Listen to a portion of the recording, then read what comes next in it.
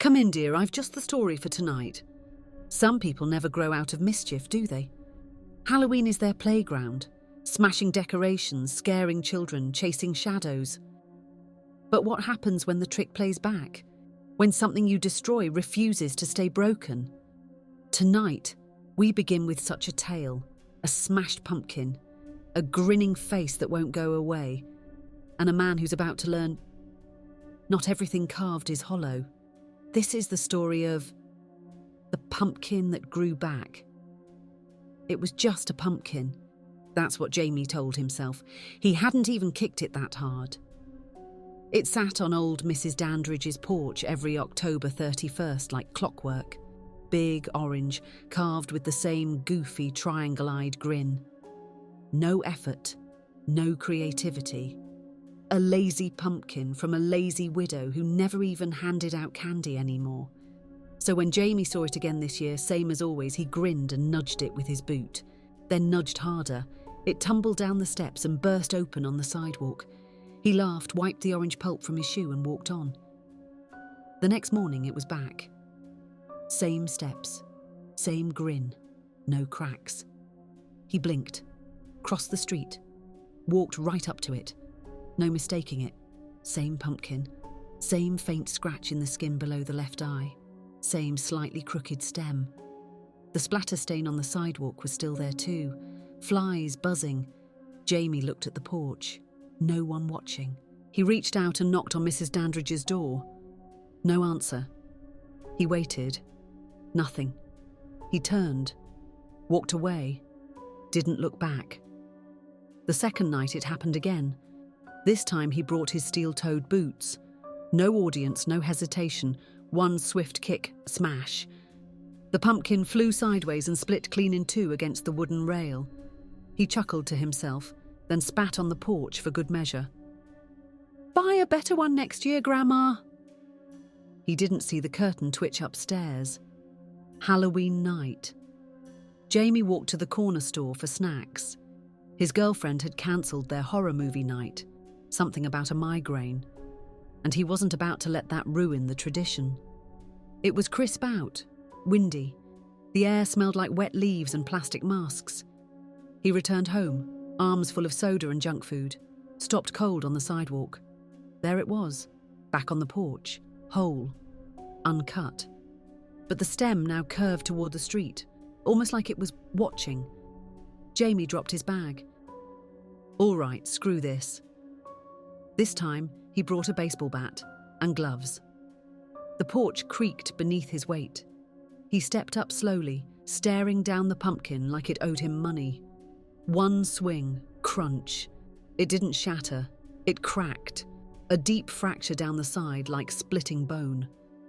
A wet, thick scent hit his nose, not just pumpkin, something iron. He stepped back, gagging. From inside the house came a sound, a floorboard shifting. He bolted down the steps and didn't stop until he was inside his apartment with the door locked behind him. That night he couldn't sleep. At 2:13 a.m, someone knocked on his window. He lived on the second floor. The knock came again, deliberate, paused. Then 3 more times. He looked outside, no one. But on the ledge below his window sat a pumpkin. No candle inside, but its eyes were carved now. Tiny triangle slits, and it was smiling wider. In the morning he found pulp on his fire escape. Trailing footprints, small wet, led from the ledge to his kitchen window. He checked every lock, every corner. Nothing. Then he noticed something scratched into the back of his bathroom mirror. Just that. One eye. A vertical slit, like the pumpkin's. He didn't remember drawing it. Jamie took the day off work, slept with the TV on, woke to find it tuned to static. He hadn't owned cable in 3 years. The pumpkin didn't show up again. Not that night, not the next. He started to relax. Maybe it was a prank. Maybe he'd hallucinated it. Stress, right? Seasonal weirdness. He almost laughed when Halloween ended and his street emptied of decorations. November 3rd. He opened his fridge. Sitting on the middle shelf, a pumpkin. miniature, gutted. Inside, his keys. He hadn't even realized they were missing. The inside was sticky with something that looked like syrup and smelled like copper. He went to the police. They took a statement, didn't write anything down. One officer, Officer Rangel, pulled him aside afterward. "You touched it, didn't you?" Jamie blinked. "Touched what?" "The grin. You touched the face." "What are you talking about?" But Rangel just shook his head. "Some things you don't smash. You leave them smiling, that's the deal." That night, Jamie stayed awake. Baseball bat in one hand, knife in the other. Midnight passed. Nothing. 1 a.m. Wind outside. 2 a.m. The TV turned on by itself. A local news anchor stared directly into the camera. His mouth was moving, but no sound came out. Then the pumpkin icon appeared in the corner and grinned. At 2:17 a.m., his bedroom light turned red. He hadn't installed smart bulbs. He didn't own coloured lights. The walls began to hum, a low vibration in his teeth. Then came the scratching. Not at the door, from inside the closet. When he opened it, there was no pumpkin, just a mirror. And in the reflection over his shoulder, a version of him grinning, with triangle eyes. They found Jamie on November 5th, in his apartment, unharmed, physically, but silent, catatonic, clutching a small pumpkin in his lap. Police confirmed no fingerprints on it, but something had been carved into the flesh, a face, his own. Later that month, Officer Rangel filed for leave. He said he'd been hearing knocking on his windows. From the inside. On the first day of spring, a maintenance worker cleaning the storm drain outside Jamie's building found something lodged in the grating. A jack-o'-lantern, rotten, mouldy, but still grinning. And when he lifted it, it was warm. There now. You see, my dear, not all pumpkins are empty-headed. Some remember, some return. So this Halloween, if you see a grinning face watching from the porch, let it smile. Don't touch, don't kick. And whatever you do, don't come back the next night. Such a terrible thing to happen, don't you agree? There are certain rules scrawled into the bones of old houses. Don't cover up old markings. Don't tear down too much at once. And never paint over something that warns you not to. But people forget. People want clean slates. And when you ignore what a house remembers, it might repaint the story itself. Come now, and listen closely. This is the tale of Do Not Paint the Door Red. The crawl space wasn't in the listing. Amelia found it by accident, 2 days after moving in. She was painting the nursery, soft lavender, the kind her sister said was gender neutral without being gloomy. When she pried off a warped section of wall panelling, a square outline appeared behind it, like a tiny cellar door, chest high. There was writing carved into the wood, crude, uneven. Do not paint this door red. She took a photo and texted it to her sister with a laughing emoji. Looks like the last owner was superstitious. Her sister replied with a ghost emoji and nothing else. The door wasn't locked, but it was stuck. She left it alone and finished painting. 2 hours later, the lavender paint had turned grey. It wasn't just drying weird, it was different. She ran her finger along the wall. The texture was chalky, dry, like old plaster. The patch near the crawl space looked darker than the rest. That night she dreamed of dripping walls. The next morning she tried repainting the wall again. This time she bought a new brush and used a different brand. She watched it dry. Lavender, normal. Then she left for groceries. When she came back, the whole wall had gone grey again, except the door. The door was bright red. She didn't paint it red, she hadn't touched it. Her hands trembled as she reached for the wood, still warm. The carved warning had vanished. She pried the door open. It creaked like an old throat clearing itself. Inside, a narrow tunnel no wider than her shoulders, leading into darkness. There was something scratched into the baseboard inside. "Let me out!" She slammed the door and dragged the crib in front of it. That night, she heard knocking, software rhythmic, from the wall. She called her sister. "You think I'm nuts?" "No," her sister said after a pause. "I think the house was cheap for a reason." Over the next few days, things escalated. The crib moved an inch every night. The baby monitor picked up faint murmuring, even though no one was in the room. Once she entered the nursery and found the mobile spinning wildly, even though the window was shut. The door was still red, brighter now, glossy. She brought in a handyman. "Can you rip this thing out?" He stared at it for a long time, didn't move. Finally said, "You painted it red?" "No," she replied. He shook his head. "Then I can't help you." He walked out without charging her. That night she painted the door white. 3 coats. Waited. Watched. The next morning it was red again.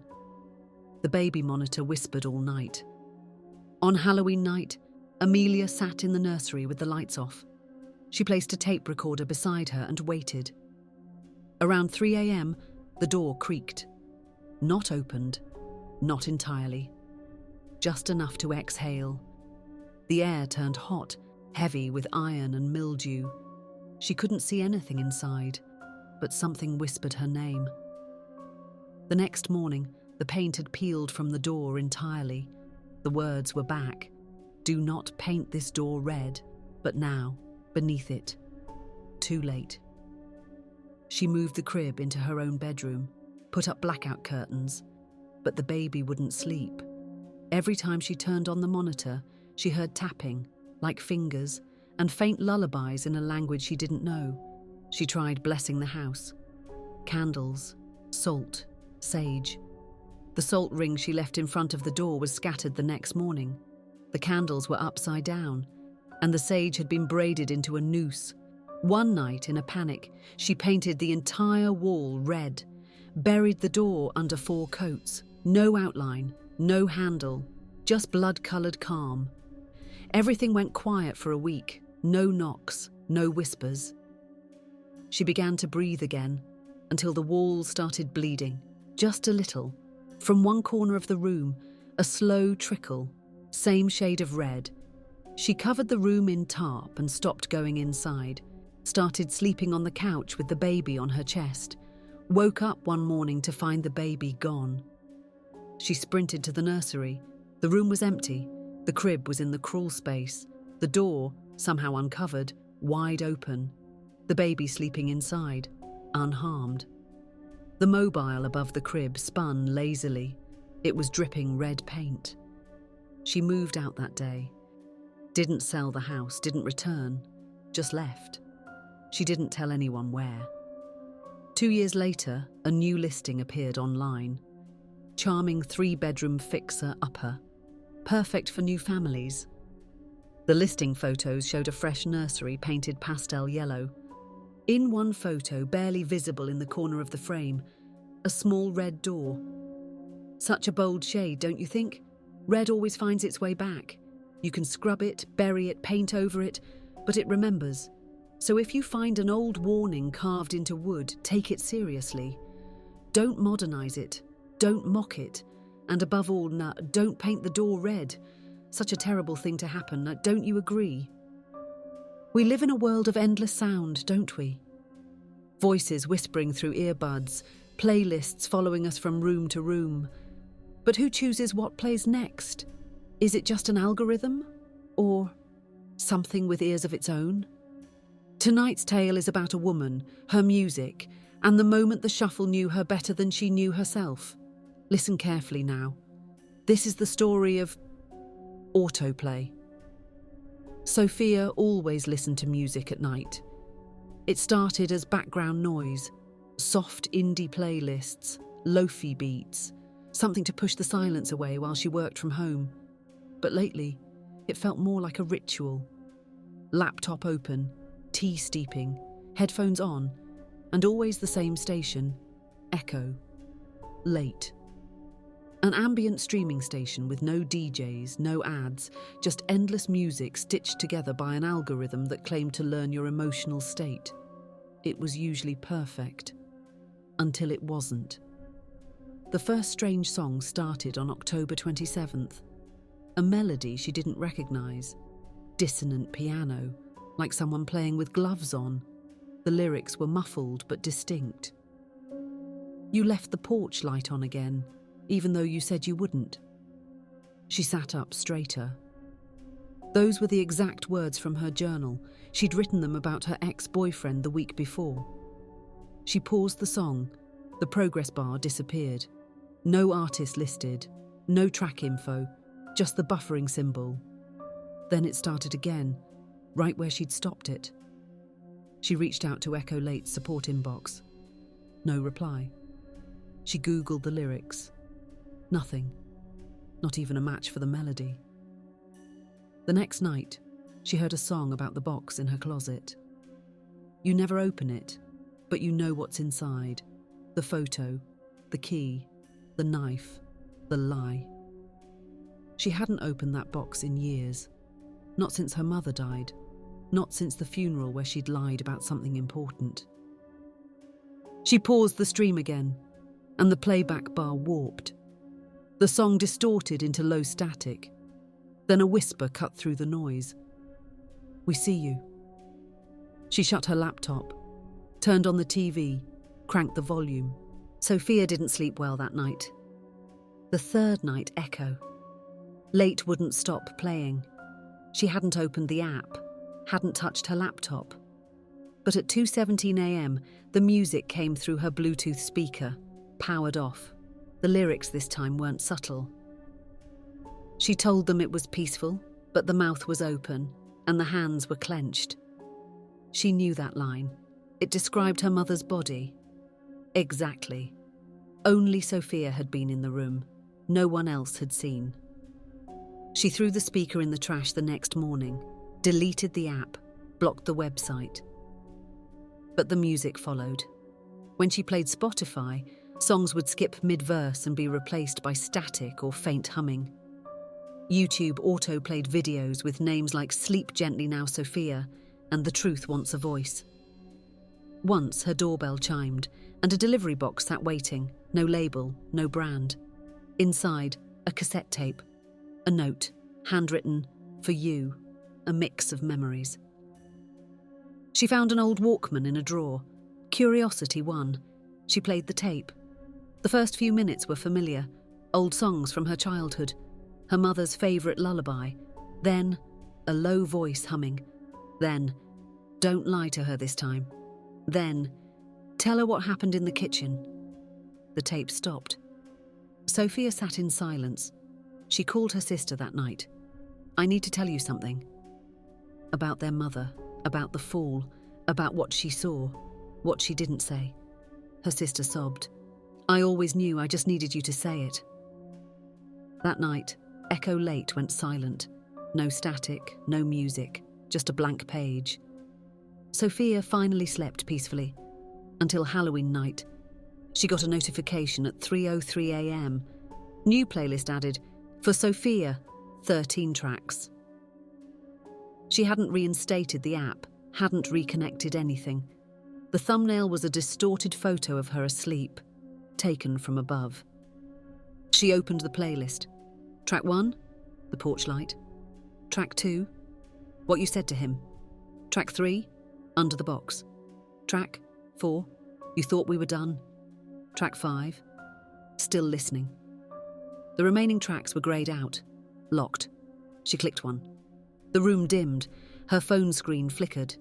The speaker, still unplugged, whispered, Track 6 unlocks when you remember. She yanked the battery from the phone, ripped out the power cable from the wall. Everything dark. Silence. Until the floor speaker in the living room began to hum. A soft voice, distant and familiar. You're next on the playlist. The next day she packed everything, left town, changed numbers, bought a burner phone. For weeks, nothing happened. Then she stayed at a bed and breakfast, flipped on the bathroom radio by habit, static. Then, welcome back, Sophia. Now playing track 6. So many of us stream and shuffle and let the music choose for us. But what if the music knows you a little too well? What if it's not an algorithm but a mirror? Or a message? So go ahead, listen late, let it play. But if the lyrics start to sound personal, turn it off. If you can. Such a terrible thing to happen, don't you agree? Wax figures, so lifelike, so still. But what if they weren't made to look like us? What if they were made to remember us? Tonight's tale is about a late-night thrill seeker, a shuttered wax museum, and a camera that captured too much.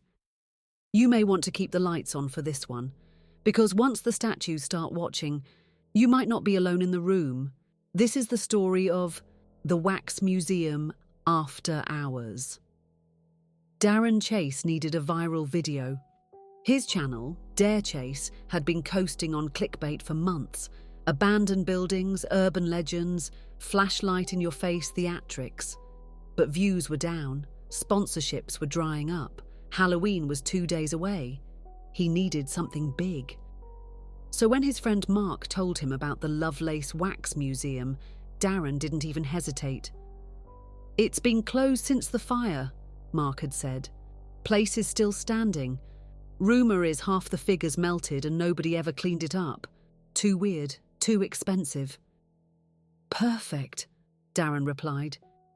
He broke in through the delivery entrance around 11:30 p.m, GoPro strapped to his chest, phone camera rolling as backup.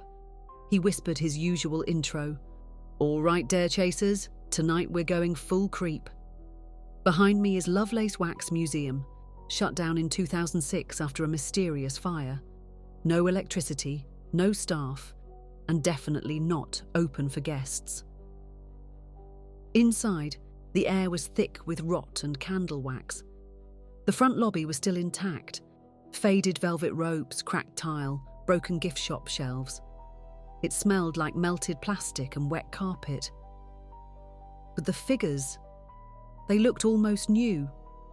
The first one he encountered was Abraham Lincoln, charred at the edges, one eye missing, but otherwise standing tall in the spotlight of his corroded diorama. "I gotta say," Darren whispered to the camera, "the realism here is uncanny." As he panned his flashlight across the room, he saw more. Marilyn Monroe smiling with a slightly melted lip. Elvis, his mic fused to his hand. A random 1950s housewife, cracked apron and all. Some had little scorch marks. Others were spotless, too spotless. He moved deeper into the museum. The hallway narrowed into the Hall of Villains. Dim red bulbs still burned above a sign reading, "Some monsters wear masks, some wear smiles." Darren panned over classic horror characters, Dracula, Frankenstein, Freddy Krueger. Then a figure he didn't recognize, a tall man in a wool coat. No face, just a smooth oval of wax. Plaque missing. "Creepy," Darren muttered. He turned to leave the hallway. Behind him, something thumped. He spun around. Nothing had moved. He replayed the footage on his GoPro. In the background, just before the thump, the faceless figure leaned forward by half an inch. He blamed it on warped floorboards. Moved on. Next stop was Icons of Fame. Rows of celebrities stood shoulder to shoulder. Beyoncé, DiCaprio, Princess Diana, Oprah. All smiling. Too much smiling. His flashlight caught something shiny between their feet. A nameplate, scratched out, carved into the metal beneath. Darren. He stepped back. The figure closest to him, a wax version of himself. GoPro harness and all, face blank, mouth slightly open, as if it had just started to speak. He turned to run. Behind him he heard the sound of shifting wax, like skin bending under heat. He bolted through a set of doors labelled Hall of Forgotten Faces. This wing was darker, dustier. The walls were lined with mismatched wax figures. No labels, no lights, no context. One held a bouquet of burnt flowers, another had no eyes. In the centre of the room, one figure sat in an old metal chair. A CRT television rested in its lap. It flickered to life, static, then video, of him, entering the building, whispering his intro, then future footage, of him running, screaming, hiding, begging to leave. Darren stumbled backward. The figure in the chair blinked. Only once. He ran. Twisted through hallways that didn't match the museum map. Every turn led to more wax figures. Some were turned toward him now. One had his backpack. Another had the same tattoo he kept covered on his forearm. His breathing turned sharp, shallow. "Okay," he said, still filming. "It's just a prank. Someone's messing with me. This is a fake out." A voice whispered through the speakers above. "Recording complete." The lights went out. His phone light flickered and died. GoPro still on. It recorded the faint sound of footsteps circling him, then wax creaking, then silence. The video posted itself. The next morning, fully edited, fully titled, "The Last Tour of Lovelace Wax Museum.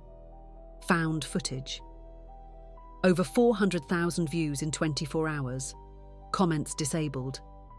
The video shows Darren entering, walking the halls, reacting in real time. But at the end, something changes. A new figure appears behind him in the footage. At first it's blurry, then it sharpens. It's Darren. But the real Darren is behind the camera. The wax Darren turns, smiles, and waves at the lens. The final frame is a freeze frame on the real Darren's face, his expression blank, waxen, motionless. A week later, tourists found the museum's front door open. No Darren, no camera. But in the Hall of Forgotten Faces, there was a new addition. A wax figure holding a GoPro, grinning, wearing a Dare Chase hoodie, and in the crook of its arm, a nameplate. Engraved perfectly, Darren Chase. He dared. He stayed. Ah, such dedication to content. A true influencer, frozen in time. So remember, dear one, if you visit places meant to be forgotten, don't point your lens too closely. You might find your own smile staring back. And once the wax cools, there's no editing the ending. Such a terrible thing to happen. Don't you agree? Ah, the things we do to be accepted.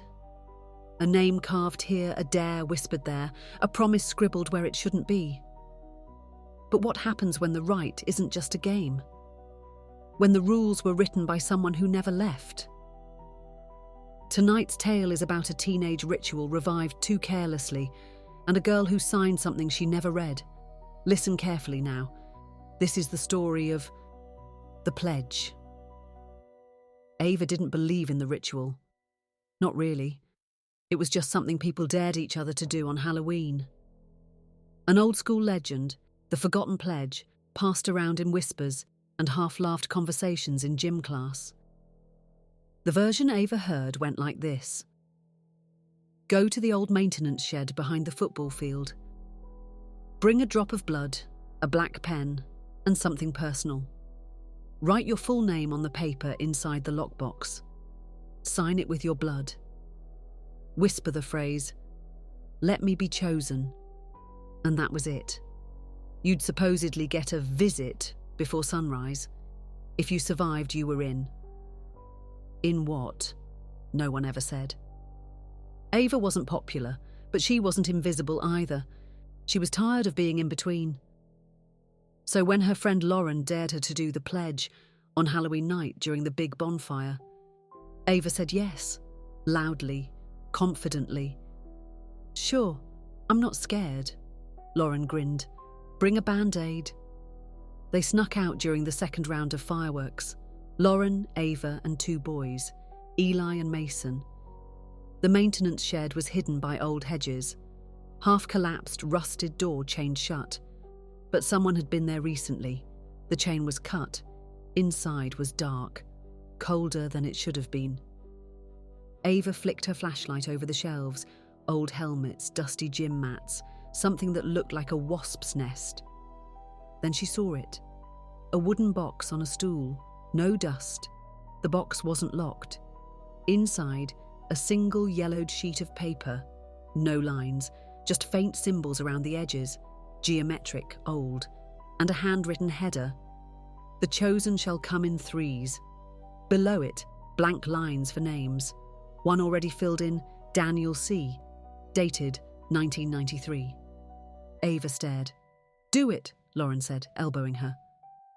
Ava pulled the cap from the pen, pricked her finger with a sewing needle she'd brought, and signed her full name. Ava Delaney Green. The blood smeared a little. She leaned in, whispered, "Let me be chosen." The paper fluttered. No wind. Ava's candle flickered. She thought she saw something in the corner, tall, watching. She turned. Nothing. "Done," she said. They left the shed laughing. At midnight, the power went out in Ava's house. She blamed it on the wind. Then the lights came back, only in her room. The overhead bulb burned red. She sat upright in bed, heart racing. Her phone screen lit up on its own. A message, unknown sender. 1 of 3. Pledged. The next morning, Lauren didn't come to school. Neither did Mason. Only Eli was there, his face pale. He wouldn't meet Ava's eyes. At lunch, he passed her a note. No words, just 3 symbols drawn in black ink. A ring, a door, a figure with no face underneath it. "Don't say yes again." That night, Ava had a dream. She was standing in the shed, alone. The box was open again, more names now. Daniel C., 1993, Alina V., 2001, James W., 2008, Ava Green, 2023. A new line below hers was filling in, letter by letter. Eli W. She woke up screaming. She texted Eli. No response. She walked to his house. His mother answered the door, eyes hollow. "He's gone," she whispered. "Gone?" Vanished. Left his shoes. His phone. The only thing missing was his yearbook photo. Ava ran home. The front door was unlocked. On her kitchen table, a black envelope. Inside, a single item. Her own school photo, the one from this year, with her eyes scribbled out. She returned to the shed. It was boarded up now, but the door creaked open when she touched it. Inside, the box waited. The list now had one more name, Eli Wallace, 2023, and another line below it, blank, waiting. She picked up the pen. It moved in her hand. She dropped it, ran. The trees whispered her name. Back home, her phone buzzed. Unknown number again. 2 of 3, 1 left. She locked every door, every window, pulled the blankets over her head, whispered apologies to no one. At 3:03 a.m., the fire alarm went off. Not in her house, outside. She looked out her window, smoke near the field. She ran. Half the school was there. Someone had set fire to the equipment shed. As it burned, Ava thought she saw faces in the flames. Eli, Lauren, someone else, older, fused together in the fire, watching, smiling. She was hospitalized for shock. Didn't speak for 2 weeks. When she came to, her parents found a note in her jacket. "Thank you for continuing the tradition. The chosen are never alone." Years later, the school built a new gym over the ashes. Ava never returned. But sometimes on Halloween night, students hear knocking behind the supply closet, and if they listen closely, a voice whispers, "Let me be chosen." Ah, tradition. What a dangerous thing. The desperate will sign anything, join anything, and some groups never stop recruiting. So if someone offers you a dare this Halloween, take care, especially if it comes with a pen. Such a terrible thing to happen, don't you agree? Every neighbourhood has its ghost stories. A house where no one lives, a cul-de-sac that echoes wrong, and sometimes a playground.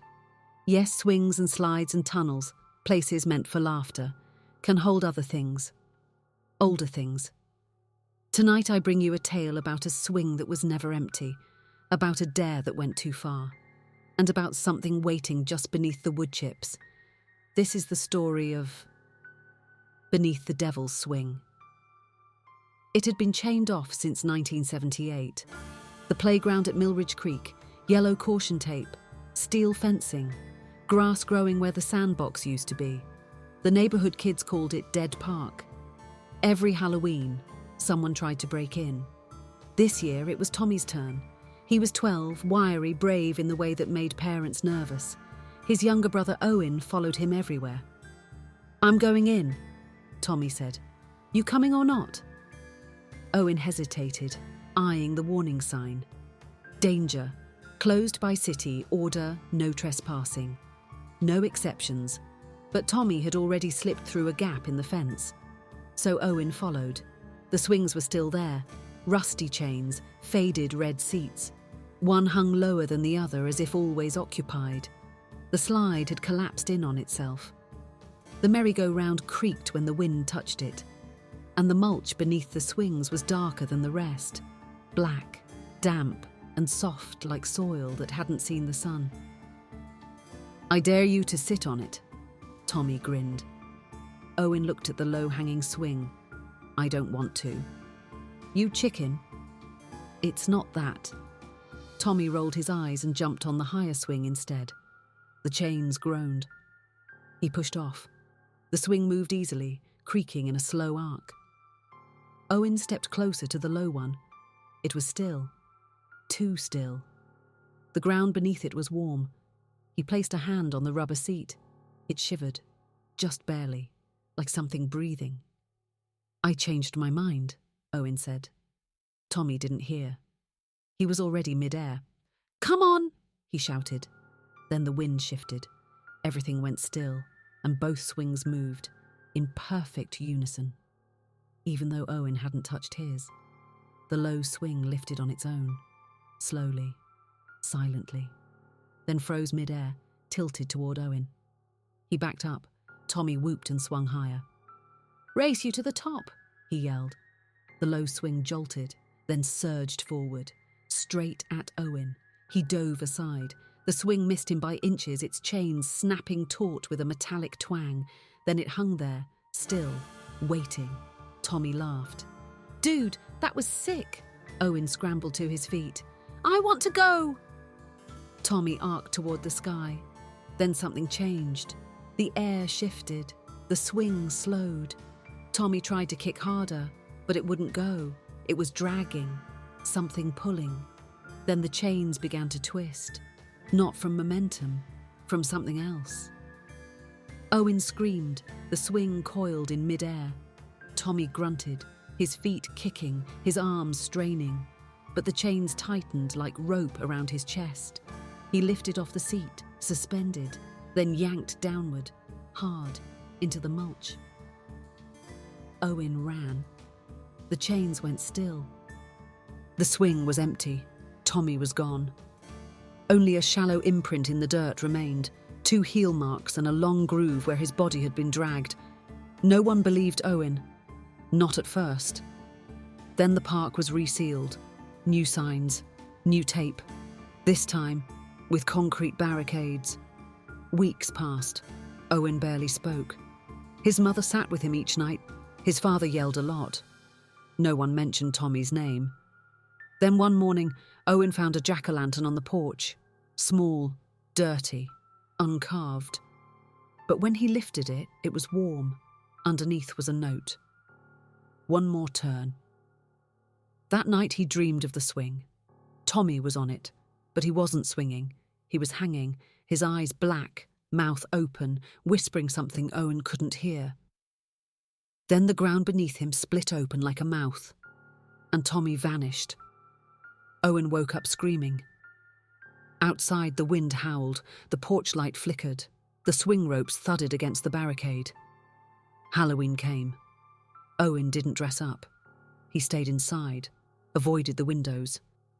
But near midnight, the doorbell rang. No one else on the street was out. He opened it slowly. Another pumpkin. This one carved, its face wide and warped, Smile stretched too far. Inside, a photo of Tommy, and a single word carved into the pumpkin's flesh. Down.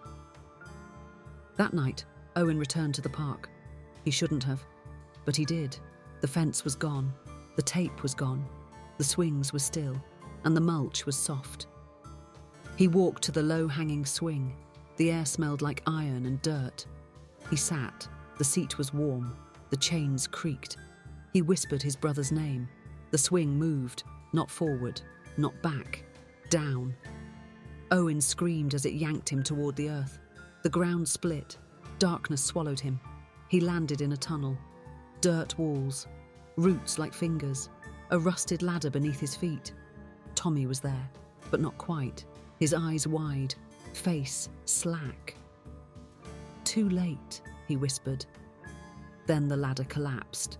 Owen woke up in his bed, mouth full of dirt, hands scraped. The swing was gone from the park the next day, just 2 holes in the ground where the chains used to be. People say the new playground is safe, city-funded, brightly coloured, rubber mats.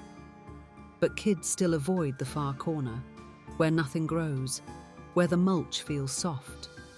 And on some nights, you can still hear chains creaking, even when no one is there. Such a brave little boy. Such a dangerous little dare. You see, some swings are not for play, some are for pulling. And if you ever feel the seat warm beneath you, walk away, slowly. Because what's buried beneath may still be swinging. Such a terrible thing to happen. Don't you agree? There's something sacred about fallen leaves, don't you think? A blanket of autumn that conceals everything beneath. Bones, secrets, and sometimes things that should never be uncovered. Tonight's tale concerns a return to childhood, a rake scraping where it shouldn't, and something sharp stirring beneath the mulch. Be careful where you step, dear one. This is the story of the teeth in the leaves. Laurel hadn't been home in 11 years. Not since her mother died, not since the house was left to her father. The kind of man who didn't own a cell phone, didn't use email, and only spoke in monosyllables unless whiskey was involved. But now, with October nearing its end, and the leaves beginning to fall in thick, crunchy carpets, she found herself unlocking the old gate to 17 Calabash Lane. The house looked smaller than she remembered. The yard didn't. It was bigger, wilder, overgrown. The maples and sycamores that once lined the property were skeletal now, their branches gnarled and their roots upheaving the cracked concrete path like knuckles pressed through skin. And everywhere, leaves, piled unnaturally high in some places, almost sculpted, swirled into patterns that weren't accidental. The front steps had been swept, but everything else was buried. Her father wasn't at the window to greet her. He wasn't in the kitchen either. She found him in the backyard, rake in hand, standing perfectly still. He looked thinner, weathered, eyes sunken but oddly alert. "You made it," he said, not a smile, just an observation. "Yeah," she said. "Flight was early." He nodded toward the yard. "They're piling already." Laurel looked. The leaves were arranged in deliberate mounds, spirals, circles, even a perfect square. She frowned. "Did you do that?" "No," he said. Then, after a pause, "They do it themselves." He didn't explain, just went back to raking, but never touching the piles directly. Laurel brought her bags inside. The house smelled of old wood, tea, and something faintly metallic. On the dining table was a note in his handwriting. "Do not disturb the piles underneath. They're nesting." That night she couldn't sleep. Wind scratched at the windows. The trees moaned like dying animals. She sat at the kitchen table drinking lukewarm cider, staring out at the yard, at the piles. They hadn't moved, but they were wrong. Too tall, too solid. She grabbed a flashlight and went outside. The first pile she approached was shaped like a crescent. She crouched beside it and touched the edge. Warm. She brushed away a few leaves, and something clicked beneath her fingers. Not a branch, not a stone, a tooth. She jumped back. It was human. She ran back inside and locked the door. Her father didn't stir. In the morning, he was already outside again, raking around the edges, avoiding the centers. She confronted him. There are teeth in the leaves. He looked at her, hollow. I know. Laurel wanted to call someone. Police, Parks Department, anyone. But her phone had no signal. The landline didn't work. And when she checked her rental car, the tires were slashed, leaves stuffed into the wheel wells. That night, she heard whispering from the piles. Low, rhythmic. Not in English. She recorded it on her phone. When she played it back, it was silence, except for one voice. Not hers, not his. She's returned. Her father sat by the fireplace, staring into the embers. She's watching me, he said. Who? The one in the roots, the one your mother fed. Laurel felt her mouth go dry. What are you talking about? She's always hungry this time of year. We rake, we pile, we cover what's left, but we never open them.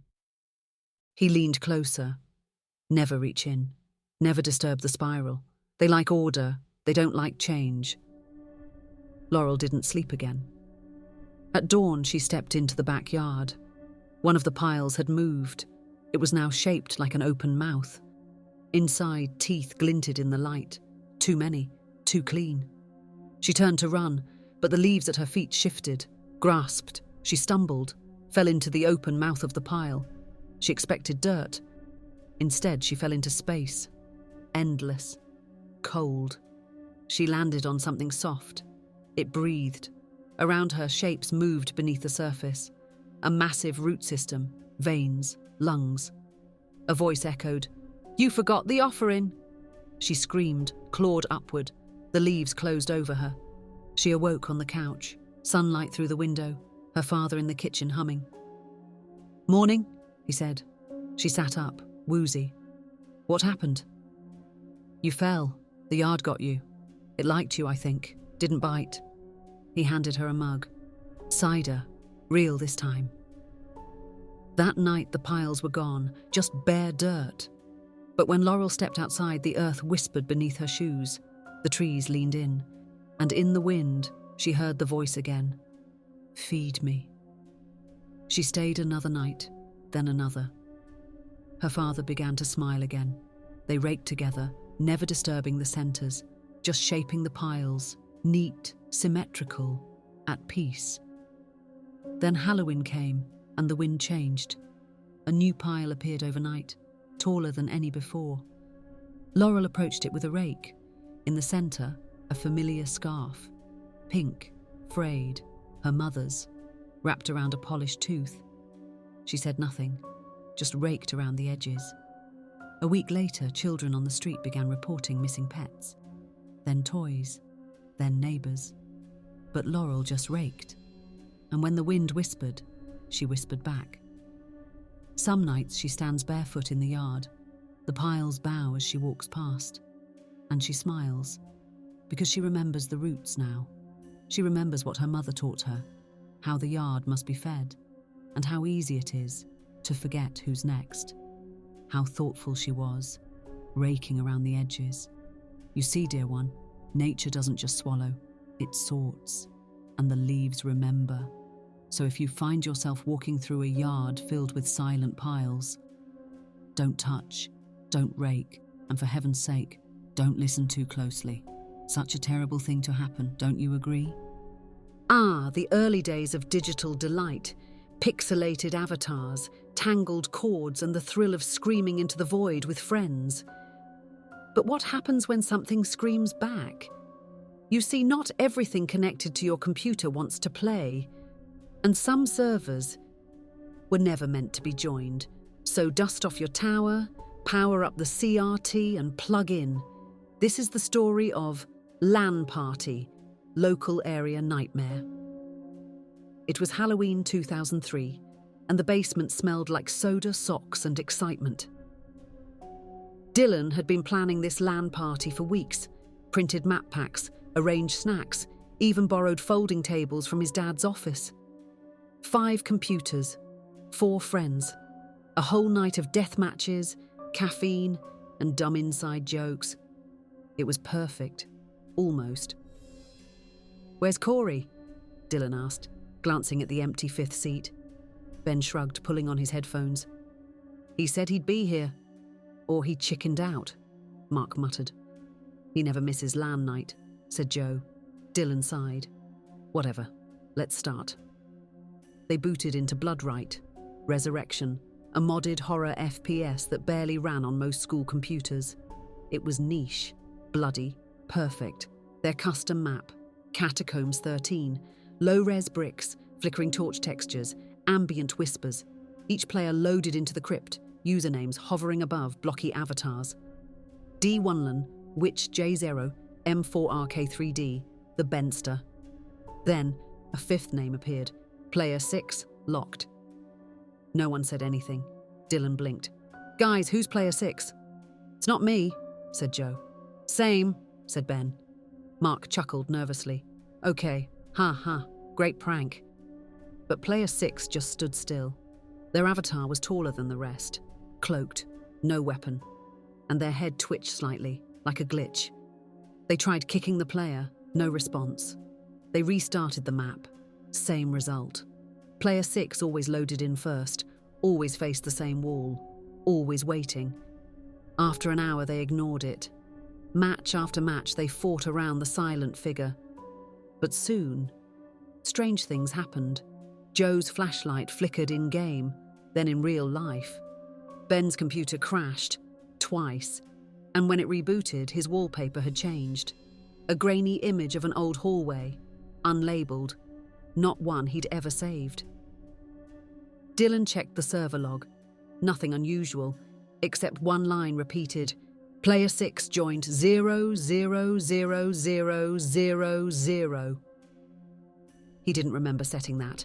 During the 3rd match, Mark screamed, "I just saw it move!" Everyone turned. Player 6 was now behind Mark's avatar, still not attacking, just watching, and now facing the players.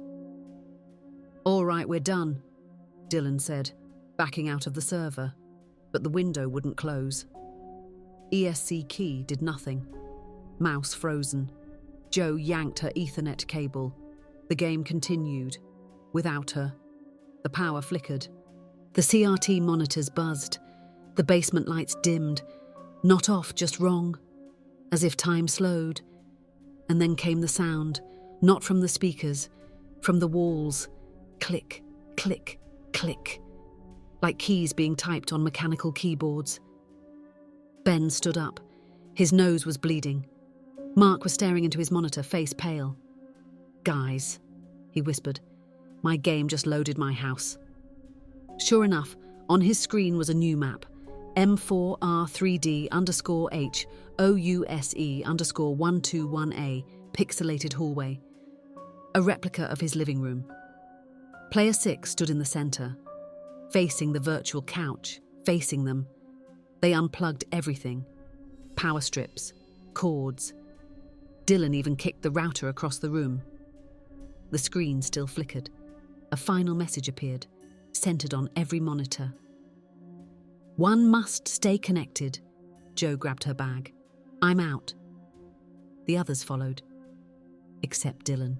He lingered, looking at his screen, where player 6 now sat in his avatar's chair, and slowly turned its head toward him. The basement went dark. Police found the house empty the next morning. No signs of forced entry. 5 empty chairs. 4 sets of footprints leading out. Only 1 soda can left on the table. Still cold, the PCs were fried, except one. Dylan's, still running. The Bloodright server active. Only 1 player logged in, player 6. A week later, Joe's phone received a photo via Bluetooth. No sender, no connection. It was a screenshot. her old Bloodright character, standing in the dark, captioned, Witch J0 _ House 47. Mark's printer turned on by itself, printed a list of maps. Most were labelled with names. All of them had a 121 address next to them. One was marked Lan Room Forever.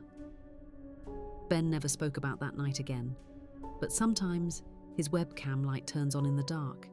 He unplugs it, it turns back on. And Dylan? No one's heard from him since. But if you dig deep enough into old Bloodright mod forums, there's a thread, buried, archived, titled LAN Party. Still playing? The only post is a chat log. From Player 6, it says, We need a new fifth. Ah, the early internet. So many little portals left open. You see, some servers never shut down, some games are never patched. So if you ever see a player that doesn't respond, don't investigate, don't engage, and never, ever join late. Such a terrible thing to happen, don't you agree? Not all monsters hide in closets or crawl beneath beds. Some wear shoes, some knock politely, and some collect. Oh yes, there are stories told in whispers, rhymes half remembered, but when they vanish from our songs, they do not vanish from the world. Tonight's tale is about such a one, a collector with a smile stitched too tight and hands always reaching. This is the story of the Ragman. It started with a rhyme. Laurel heard it on the playground while picking up her niece after school. A group of kids chanting as they skipped rope. Ragman, Ragman, stitch my name. If I'm lost, I'm yours to claim. Ragman, Ragman, knock and see. If I'm home, don't take me. She blinked. She remembered that rhyme, but not from any book, not from school, from childhood nightmares. At home, she asked her sister, Do you remember the Ragman rhyme? Her sister went still. Number, that's not a real thing. But her eyes betrayed something else, a flicker of memory, fear. Laurel's niece, Sophie, was 7. She was the one skipping rope. Laurel asked, Where did you learn that rhyme? Sophie shrugged. We just say it. Who taught you? Sophie's brow furrowed. I don't know. He just comes to the fence sometimes. Laurel's stomach dropped. What fence? Sophie pointed toward the edge of the backyard, behind the shed, near the woods. Laurel didn't sleep that night. She dreamed of buttons sewn into skin, of burlap sacks hung like coats, of knocking, so much knocking. The next day she followed Sophie to school. At recess the kids gathered again, more of them now, all singing, Ragman, Ragman, knock and creep, don't come in while we're asleep.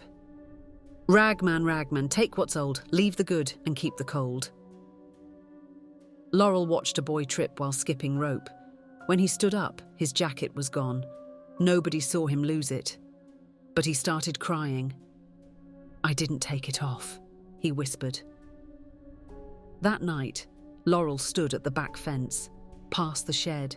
There, behind the trees, a clearing, and in it, something tall, motionless, made of rags, coats, scarves, pieces of cloth sewn into a human shape, button eyes, crooked smile stitched in black thread. She blinked. It was gone. She called the school, spoke to a teacher. Oh, the woman said quietly. They've started again? What do you mean? It happens every few years. Kids see him, talk about the Ragman. We try to ignore it. Why? The teacher's voice dropped to a whisper. Because the more you say the name, the closer he comes. Laurel went home and checked the backyard. Sophie's coat was missing. Her boots were still wet with leaves. On the fence, a small scrap of pink fabric was nailed, folded into a perfect triangle, the same colour as Sophie's missing coat. She asked Sophie again, Has anyone ever met the Ragman? Sophie nodded solemnly. Taylor did, last week. Laurel paused. Where is Taylor now? Sophie just stared at the floor. He got cold. Laurel found an old newspaper article online. A wave of missing children. all from the same neighborhood. All gone on Halloween night. One photo showed a scrap of fabric hung on a fence post, captioned, "Ragman leaves no threads behind." That night, Sophie didn't come down for dinner. Laurel found her upstairs, fast asleep in bed, but the closet door was open and a single boot was missing. On the windowsill, a faint handprint, too small, pressed in ash. Laurel stepped outside. The wind howled. The trees moaned. A voice, soft, deep, wrong, whispered, "Time to collect." She turned toward the woods. Something moved through the trees. A tall figure, arms dragging, trailing long strands of fabric behind him. He didn't walk. He floated. And as he passed each fence, a new piece of clothing appeared. Socks, scarves, jackets, nailed in place, like trophies. Laurel grabbed a flashlight, ran into the woods. Sophie was nowhere, but a path of fabric lay ahead, leading to a clearing, and in it, a ring of coats, like a nest. In the center, a single black hat, spun from hair. She heard crying, software. She looked up. In the trees, dozens of coats, and inside them, something moved. Laurel screamed. The ragman stepped forward, arms outstretched. She felt her jacket pull tight, the buttons popped, threads unraveling. He wasn't collecting things, he was making himself. From others. She woke up in her yard. The sun was rising. Sophie sat on the steps, blank-faced, still in pajamas. "You're back," Sophie said. Laurel nodded slowly. The ragman was gone. But her coat was missing, her scarf, her socks, and stitched into the backyard fence, in faded thread, was her name. That Halloween, the children stopped chanting, the rhyme forgotten again. But some nights when the wind gets cold and clothes vanish from clotheslines, people whisper that he's building again, looking for warmth, looking for names. He's a tidy thing, the ragman, always stitching, always sorting, and once he has your thread, he'll never need to ask again. So if the children start singing, listen closely. If you hear the wind tug your coat, let it go. He's only collecting. Such a terrible thing to happen, don't you agree? Before the age of apps and algorithms, we flipped through static. We waited for something to appear, a cartoon, a late-night movie. But what if the signal brought something else? What if the channel that wasn't supposed to exist was watching you instead? Tonight's tale is about a boy, a broadcast, and a station that signed off far too late. Turn the dial carefully, my dear. This is the story of Howling on Channel 19. Owen's grandparents didn't believe in cable. Every time he visited, the old analog TV in the den was the only screen in the house. No streaming, no Wi-Fi, just antennae that caught whatever still limped across the airwaves in 2005. It made Halloween that year dull. At 13, Owen was too old to trick or treat and too young to drive into town with the older kids. So he sat in the carpeted den, flipping through static. Channel 17, Snow. Channel 18, rerun of Matlock. Channel 19, black screen. Then, at 11:11 p.m, the screen blinked, and something appeared. A jack-o'-lantern filled the frame. Just a close-up. No music, just hiss. Its grin was off. Too many teeth. Uneven, wet-looking. Then the camera zoomed out. A figure stood behind it, wearing a pale mask, like paper stretched over bone. No eye holes. The figure tilted its head, then raised one finger. Shh. Owen stared, frozen. The screen cut to static. He told his grandmother. She tutted and said it was probably an old Halloween commercial. You get those rogue signals sometimes. But when he checked again, Channel 19 was gone. Just snow. The next night he stayed up. Same routine, 11:11 p.m. The jack-o'-lantern returned. This time there were 3, all different shapes, carved differently, flickering in sync. The masked figure returned, closer now. Its head twitched. Then a title card. The Howling Hour, special Halloween broadcast, black background. white serif letters, crooked. The music started, carnival organs slowed to a crawl, and a voice spoke, but it didn't match the lips on screen. It was behind him, whispering. He spun around, no one there. The screen cut to a puppet stage, wooden, splintered. A child's voice sang a broken tune. Once I saw the masky man. He came and took my shoes. I tried to run, he pulled me in. Now I'm on the news. Owen turned off the TV. The screen stayed on. His reflection blinked. The following day, he asked his grandfather about Channel 19. The old man frowned. That's not a real channel. I saw it. His grandfather shook his head. 19 shut down years ago. Interference problem. They pulled the plug after what? Silence. Then, after the boy. Halloween night. Owen waited until his grandparents were asleep. Set the dial to 19. This time the broadcast started at 10 o'clock sharp. The title card returned. Then, a black and white video of a living room. Just like his. Same couch, same crooked lampshade, same crack in the wall. A boy sat in the frame, back turned to the screen. He wore the same hoodie Owen had on, same haircut. The boy turned, grinned, mouth full of pumpkin seeds.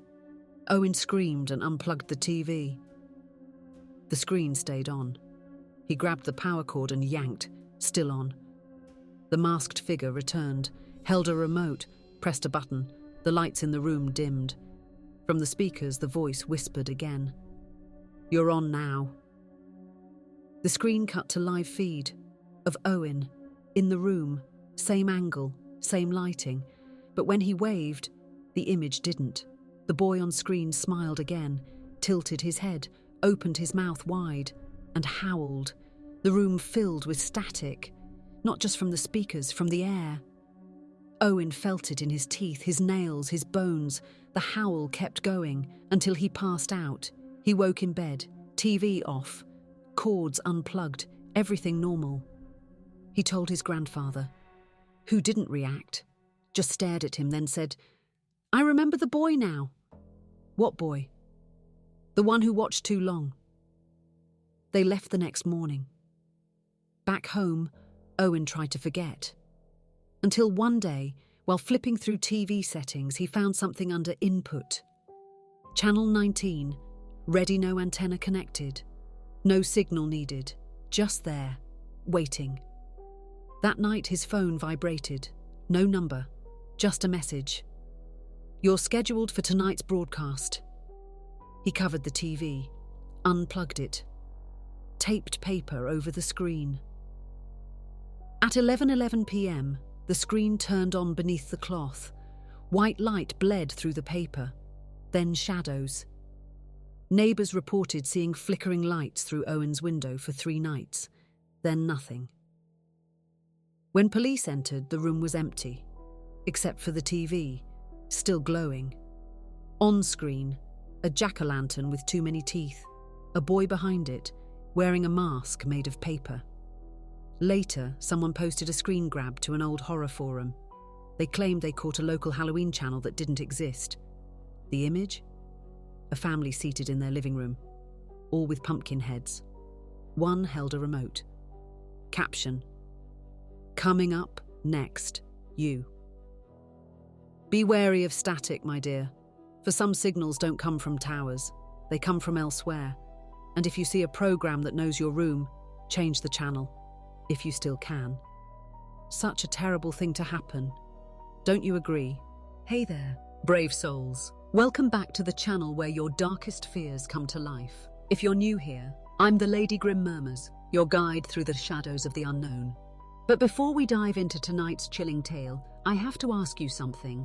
Are you haunting my dreams? Because every night, I see shadows creeping around my bed, whispering to me, and the only way to banish them is for you to hit that subscribe button. How could you do this to me? Leaving me to face these nightmares alone? Don't you want to join our little family of thrill seekers? I promise, it's a hauntingly good time. Now, if you're ready to face the darkness, grab a blanket and turn off the lights. Because tonight, We're diving into a story that will make you question what lurks in the shadows. Abandoned places. They linger like forgotten dreams, silent, rotting, but not always empty. And what better place to hide something ancient than where no one dares to shop? Tonight's tale concerns a boy, a fence, and a patch that grows only on Halloween. Step quietly, dear one. The soil is soft. This is the story of the patch behind the mall. Tyler heard about the pumpkin patch from a kid in his math class. One of those twitchy types who wore the same hoodie every day and smelled like vinegar. "Don't go near it," the kid said, "especially not on Halloween." Tyler had rolled his eyes. "It's just an empty lot." The kid shook his head. "It's not empty, not after dark." The place was a strip of land tucked behind the old hillside mall, fenced off with rusted chain link and tangled in vines. No stores had been open there since 2014. Tyler biked past it every day on his way to school and had never seen anything unusual. But that Halloween, around dusk, something was different. The vines were blooming, not flowers, pumpkins, dozens. No patch yesterday, a field today. He stopped and stared, orange orbs glowing faintly in the dying light. Perfectly round, too perfect, and tall shapes moved between the rows. Scarecrows. At least, he thought they were scarecrows. He texted his best friend, Liam. "Dude, come to the back of Hillside, Pumpkin City." Liam replied with a ghost emoji and a "be right there." 10 minutes later, they met at the fence. "Holy crap," Liam whispered. "That wasn't here yesterday." "I know. Let's go in." The chain link fence had a section peeled open near the base. They crawled through. The ground was soft, springy, like walking on wet carpet. Pumpkins stretched out in rows that seemed too straight, too clean, and they all faced the same direction, toward the center of the field. There was a scarecrow at the heart of the patch. It was massive, easily 10 feet tall, burlap body, wooden frame, a jack-o'-lantern for a head, its grin jagged and endless. Its arms were spread wide, as if in welcome. As they approached, Tyler's phone buzzed. No entry, no sender, just those words. He laughed nervously. "Probably my mum," he said, though the number was blank. Liam was already stepping closer. Then the scarecrow twitched, a subtle shift, like it was breathing. The pumpkin head tilted slightly. Tyler blinked. It was facing them now. "Nope," Liam said. "We're out." They turned to leave. The rows of pumpkins had closed in behind them. No fence in sight, just endless vines and soft, distant rustling. They ran. But the patch didn't end. Every turn led to another row, another glowing grin. The scarecrow's head now visible above the pumpkins, always watching. Its mouth was wider now, like it was stretching. Liam tripped. Tyler helped him up. His hand brushed a pumpkin. It was warm, wet, sticky. When he looked down, the vines had wrapped around Liam's ankle. They were tightening, digging. Liam screamed. The pumpkin beside him split open, filled with teeth, rows of them, grinding. Tyler hacked at the vines with a broken stem. They released. They ran until they found an old service corridor, a cracked concrete passage leading beneath the mall. Dark, cold, but real. They ducked inside. The corridor led to a rusted service door. Behind it, the forgotten boiler room of the mall. They slammed it shut and collapsed, panting. The room smelled like mold and iron. "Are we safe?" Liam asked. Tyler listened. No rustling, no vines, just silence. Then a light flickered on. Above them, a flat-screen TV mounted on the wall. Ancient, grimy. It powered up by itself. A static-filled video began to play, footage of them entering the patch, walking, running, and finally stopping in front of the scarecrow. Except the footage showed 3 people, not 2, The third figure stood between them, cloaked in vines, face a rotted pumpkin. It turned toward the camera and smiled. Liam screamed. The vines had found them again, so creeping under the door, coiling up the pipes. Tyler grabbed a metal pipe and bashed at them. They hissed, retreated. Then the scarecrow's voice filled the room, low, wet, guttural. You entered the harvest. Now you feed it. The lights went out. In the dark, something moved. Tyler turned on his phone flashlight. Liam was gone. Just a smear of pulp and his shoe. Tyler bolted through a maintenance tunnel. He didn't stop until he hit the mall's exit. The sun was rising. The patch was gone. Only cracked concrete remained. No one believed him. The field behind the mall was just dirt. No vines, no pumpkins, no Liam. The police found no evidence. His parents thought he was in shock. The mall was demolished 3 weeks later. But the night before the demolition, a worker took a photo of the lot. One last shot. In the background, rows of pumpkins, only visible in the reflection of a store window. Years later, the land became a parking lot. But strange things happened there. Tires slashed by roots. Customers reporting grinning shadows. One night, a man in a security vest was found in his car, eyes wide, mouth stuffed with orange pulp. And Tyler? He moved across the country, never spoke of it again, until Halloween, when he received a letter in the mail, no return address, just a photo, a patch of pumpkins, a scarecrow, and a handwritten message. You left hungry. It remembers. Some places rot alone. Others bloom in darkness. And if you find yourself in a forgotten patch, behind some long-shuttered shop, don't follow the vines, don't touch the fruit, because some harvest back. Such a terrible thing to happen. Don't you agree? Some doors stay closed for good reason, not because of dust or grief, but because what's sealed inside remembers. Tonight's tale concerns a house with one room left untouched, and the sibling who finally dared to open it. But be warned, dear listener, sometimes the past isn't behind us. It's upstairs, waiting. This is the story of my brother's room. It had been 6 years since Daniel died, 12 since he last lived in the house. His room remained untouched. Their parents never said why, just kept it sealed like a shrine. A guest room, they called it, even though no one was allowed inside. Not even when relatives visited. Not even when their mother cried outside the door after too much wine. When Jenna moved back in, post-divorce, post-job loss, post-collapse, she found the house unchanged, except quieter and colder, especially near Daniel's door. Room 2B. Her parents were away for the month, their annual trip to Tasmania. I know it'll be strange, her mother said on the phone. Just don't go in his room, all right? I wasn't planning to. Good. But that night, the hallway light outside Daniel's door began to flicker. At first, Jenna ignored it. She unpacked, made tea, watched terrible television. But the bulb buzzed louder each night, the air colder. Then came the smell, faint, like copper and wet wood, from under the door. On the 4th night, she heard footsteps. Not heavy, just soft, barefoot, across the hallway carpet, then scratching at Daniel's door from the inside. She opened it the next morning. She told herself she had to. It was time to face it, time to move on.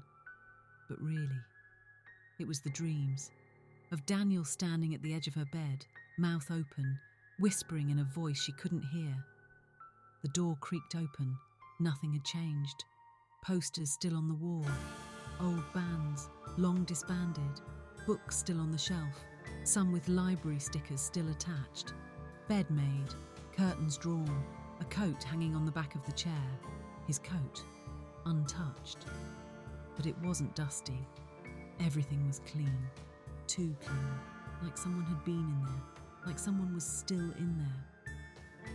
She checked the closet. Nothing. Under the bed. Nothing. But when she looked at the dresser mirror, she saw something behind her. She turned. Nothing. That night, her phone buzzed at 3:12 a.m., unknown number. One image, a photo of her sleeping, from across the room. She bolted upright. The hallway was silent. Daniel's door ajar. She closed it, locked it, wedged a chair beneath the knob. The next day, she asked the neighbour if anyone had ever been in the house while her parents were gone. The woman shook her head. "Except the boy," she said. "What boy?" "The one who waves to me from the upstairs window." Jenna froze. No one had been in that room for 6 years. She called her parents. Asked again. "Why did you keep Daniel's room closed?" A pause. Then her father answered. "Because we didn't bury everything." That night, Jenna stood at the threshold again. The door still locked, but a whisper came from within. "You left me here." She opened it. This time, the room was different. The bed unmade, books torn, mirror cracked. And on the wall, a word carved over and over again. "Stay!" She turned to run. The door slammed. The lights went out, and something cold brushed her arm. She screamed, woke in the hallway. The door closed behind her, the chair still wedged beneath the knob. The next morning, she packed. She couldn't stay, but her keys were missing, her wallet gone, and on the hallway mirror written in fog, "I'll be good." She tried calling her parents. No answer. She emailed. No reply. She tried the front door. Locked. No deadbolt. Just sealed. Like the house no longer wanted her gone. She stayed in the living room. Didn't sleep. At 3:12 a.m, the TV turned on. Channel 2. Static. Then video. Daniel's room. Live feed. Empty. Then the door opened, and a figure walked in, wearing her clothes. Jenna screamed, unplugged the TV, still on. The figure turned, faceless but grinning. Then spoke in Daniel's voice. "You can have it now." She ran upstairs, threw open his door. No one, just her reflection in the mirror. But it blinked, out of sync, and smiled. Jenna's parents returned a week later. The house was quiet, too quiet. They called her name. No answer. But Daniel's room was open, light on. Inside, a woman stood with her back to them, wearing Jenna's clothes, staring at the mirror. She turned, smiled. I stayed. The house was sold the next year. New family, fresh paint. But sometimes late at night, neighbours say they see lights flicker upstairs, and two shadows in the hallway, one tall, one barefoot. Some rooms keep their occupants longer than they should. Some doors open two ways. So if you feel drawn to a forgotten bedroom, ask yourself who's doing the remembering. And if you hear footsteps at night, you may already be sharing. Such a terrible thing to happen, don't you agree? 13 tales. And still you sit by the fire, eyes wide, breath held, hoping one more won't hurt. But this tale, dear listener, is different, for this one is about me. Yes. Every tale has its teller, every voice has its price, and every final word comes with silence. So lean in. This is the story of the storyteller's last tale. No one remembered the house at the end of Ashroot Lane. It wasn't abandoned, it wasn't lived in, it just was. Children crossed the street to avoid it. Teenagers dared each other to knock, but none ever did. Except for Maren. She wasn't from the town. Maren's mother had taken a quiet teaching job after the divorce. Fresh air, new start, she said. Maren wasn't impressed, especially when she learned the town had no internet after dark. No service past sunset, the cashier at the gas station had said with a shrug. Keeps the stories from leaking out. Maren assumed it was a joke. Until Halloween night, she found the house while walking her dog, Kip. Or rather, Kip found it, barking at the wrought iron gate. sniffing the grass, whining at the front porch. The door was slightly ajar. Maren, too curious, pushed it open. Inside, cold air, dried lavender, and rows upon rows of books. There were no lights, yet everything glowed faintly. The furniture was heavy and old, the fireplace cold, but filled with soot. And in the corner, a high-backed velvet chair, empty. Kip growled. Then a voice, smooth and strange, echoed from nowhere. "You've come for a story." Maren turned. A woman stood by the hearth, tall, pale, silver-haired, draped in midnight blue, eyes like candle flame.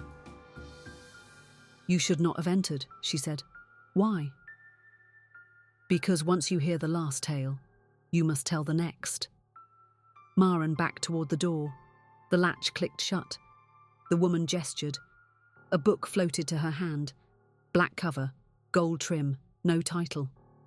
"I am the storyteller," she said, "and this is my last." She began. No pages turned, just words. They poured from her like wind. Tales of cursed mirrors and houses that grew eyes, of names forgotten and children returned not quite right. As she spoke, the room shifted, walls breathing, windows watching. Kip whined. Maren tried to move, couldn't. Her legs were stone, her voice gone. The fire lit itself. The storyteller's mouth did not move, but her voice filled the room. Once I too was a listener. I too sat for 13 tales. The shadows danced. And when they ended, I was given this chair. A sharp wind blew through the room, though no windows were open. Books fluttered, candles lit without flame. She continued, "Every tale I tell makes me less. Every listener takes more, until one remains and must begin." She looked at Maren and smiled. "This is the last tale. Yours begins now." The room spun. Kip barked, distant, echoing. Maren tried to scream. She was weightless, falling. Then silence. She woke in the velvet chair. Fire crackling. Books stacked around her. Kip gone. The door shut. She sat for hours, or days. Time didn't seem to pass, until footsteps came, software curious. The door creaked open. A boy peeked in. "Mr. Wells dared me to knock." He froze, eyes wide. Maren opened her mouth to call out, but her voice was not her own. Smooth, strange, ancient. "You've come for a story." And so the circle completes. The fire dies, the voice changes, the tales remain. If you've heard them all, dear one, then beware. For the last tale is not the end. It is the invitation. Should your door creak tonight, do not answer. Should the firelight flicker, do not listen. For I am done telling. But the chair is never empty. Such a terrible thing to happen, don't you agree?